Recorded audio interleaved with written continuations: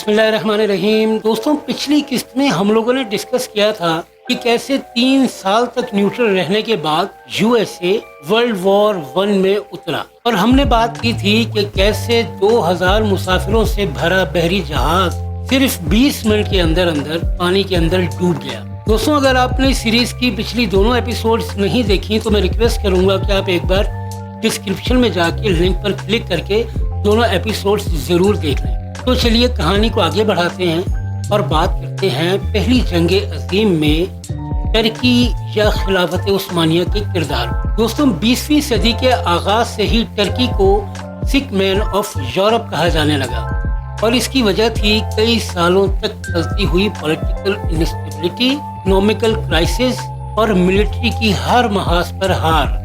सल्तनत उस्मानिया के economic resources को 1912 और 13 की बाल्कन वॉर्स में बहुत ज्यादा नुकसान पहुंच चुका था। तो दोस्तों, सोचने की बात यह है कि जब पहले ही इनका इतना बुरा हाल हो चुका था तो इनको क्या जरूरत पड़ी थी इस जंग में उतरने की और अपने आप को मजीद नुकसान पहुंचाने की। तो दोस्तों, हमें इस कहानी में जरा थोड़ा सा पीछे जाना होगा। दोस्तों, 1908 में यंग तुर्कों ने कॉन्स्टेंटिनोपल यानी आज के इस्तांबुल में इक़्तिदार पर कब्जा करके सुल्तान महमद फिफ्थ को तख्त पर बिठा दिया। दोस्तों, नए रिजीम का मकसद टर्की के पॉलिटिकल और इकोनॉमिक रिसोर्सेज को मॉडर्नाइज करना था। जर्मनी इस न्यू रिजीम की काफी सपोर्ट में था।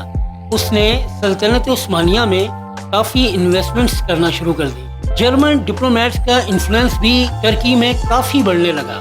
सिर्फ इतना ही नहीं, जर्मन आर्मी ने उस्मानी फौज को जंगी और जदीद असलहे की ट्रेनिंग भी दी। लेकिन दोस्तों, हम फिर भी जानते हैं कि द ग्रेट ब्रिटेन उस वक्त भी पूरी दुनिया पर डोमिनेंट था, तो उस खित्ते में भी उसी की डोमिनेंसी थी। 1914 में बाल्कन वॉर से ठीक ठाक नुकसान उठाने के बाद CUP यानी committee of union and progress, जो कि टर्की में मेजॉरिटी पार्टी थी, वो ये अच्छी तरह जानते थे कि अगर उन्हें सरवाइव करना है तो फिर उनको द ग्रेट ब्रिटेन से ताल्लुक ठीक ही रखना पड़ेगा।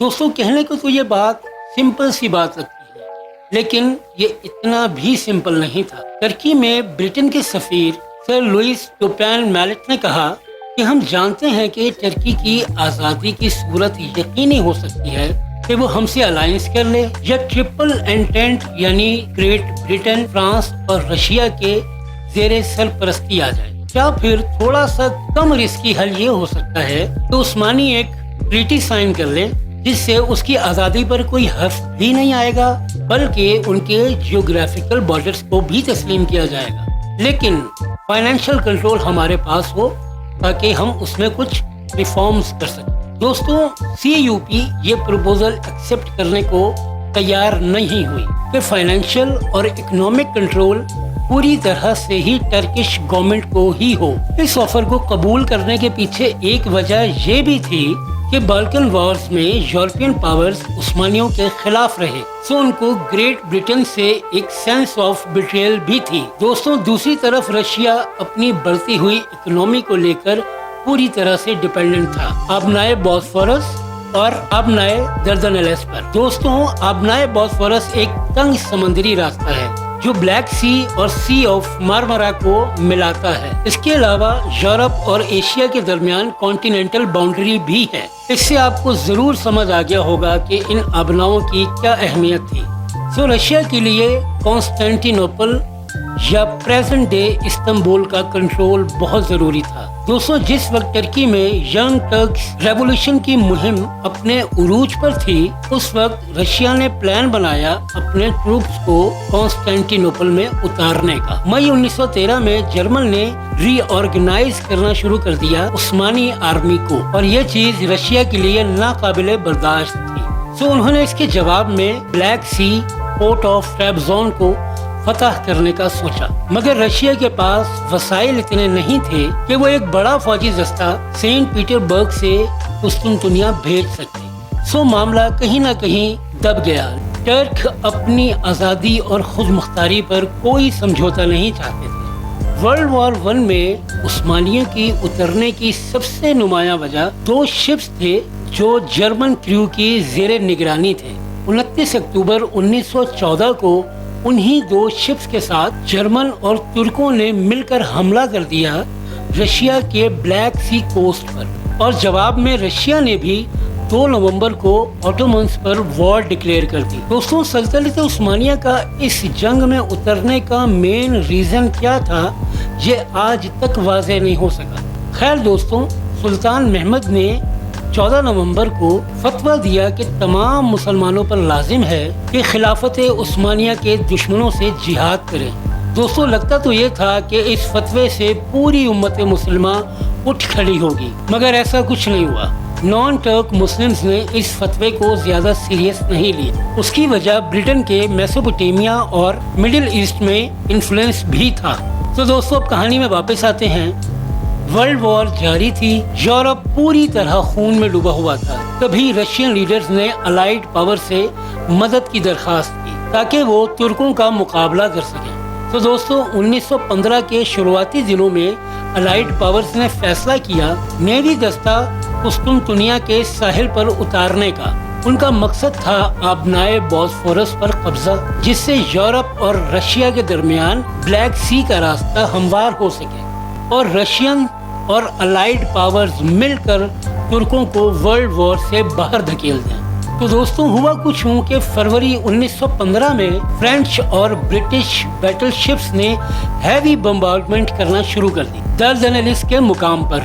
इस अचानक हमले से तुर्क फौजियों ने सरहदी किले तो छोड़ दिए, मगर फिर हैवी फायरिंग से अलाइड शिप्स का मुकाबला भी बखूबी किया और इस अटैक को काफी हद तक नाकाम बनाने में कामयाब रहे। दोस्तों, इस फेल्ड अटैक के बाद अब अलाइड फोर्सेस ने तैयारी शुरू कर दी लैंड इन्वेजन की और गैलापोली पेनिनसुला में बहुत ही बड़ी तादाद में फौजी दस्ते उतारने शुरू कर दिए।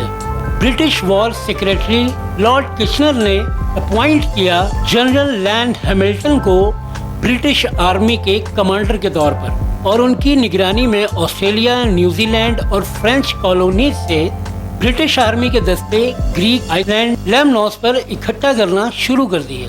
जबकि दूसरी तरफ तुर्क भी जर्मन लीडर लिमन वॉन सैंडर्स की कमांड में कमर कस चुके थे। दोस्तों, जनरल सैंडर्स ने ट्रूप्स को उन साहिलों पर तैनात कर दिया जहां पर हमले की तवक्को थी।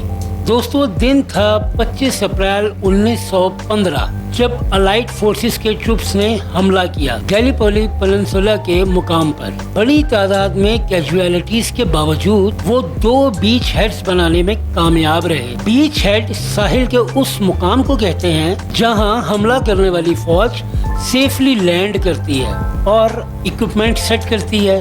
तो दोस्तों, शुरू में जंग कुछ देर के लिए अलाइड फोर्सेस के हक में तो रही, लेकिन तुर्कों ने फिर अच्छी खासी फौज जमा कर ली। पैलेस्टाइन और कुकैकस फ्रंट से बड़े बड़े फौजी दस्ते गैलीपोली मुकाम तक पहुंचा दिए गए। दोस्तों, कई दिनों तक ये मुकाबला चलता रहा और दोनों तरफ लाशों के ढेर लगते रहे, लेकिन जंग का कोई नतीजा नहीं निकल पा रहा था। सो अलाइड फोर्सेस ने एक भारी तादाद में मजीद फौजी दस्ते 6 अगस्त को सुवला के साहिलों पर उतार दिए।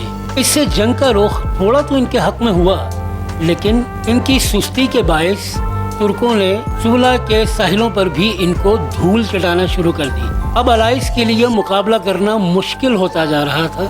जनरल हैमिल्टन ने लॉर्ड किचनर से मजीद 95,000 फौजियों के दस्ते की डिमांड कर दी, लेकिन वो इनका सिर्फ 1/4 ही भेजने पर राजी हुए, बल्कि वो अब ट्रूप्स को गैलीपोली से इवैक्यूएट करवाना चाहते थे। जनरल हैमिल्टन ने इस बात पर काफी बहस की कि इस वक्त अगर इवैक्यूएशन करेंगे तो 50% से ज्यादा जाने गंवा बैठेंगे, मगर ब्रिटिश अथॉरिटीज ने उनको वापस बुलाकर सर चार्ल्स मोनरो को उनकी जगह अपॉइंट कर दिया। सर चार्ल्स मोनरो ने वहां पहुंचकर जब ये हाल देखा तो उन्होंने भी इसी बात को रेकमेंड किया कि अब यहाँ से निकलना ही बेहतर होगा। नवंबर में लॉर्ड किचनर खुद गैलीपोली आए और हालात देखकर उन्होंने इवैक्यूएशन का ऑर्डर दे दिया और बचे हुए तकरीबन 1,05,000 फौजियों को वहां से निकाल लिया।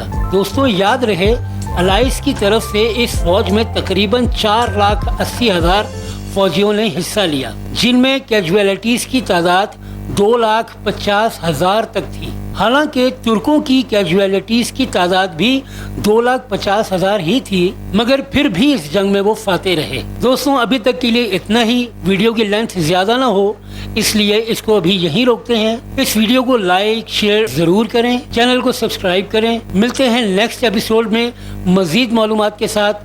بہت بہت شکریہ، اللہ حافظ۔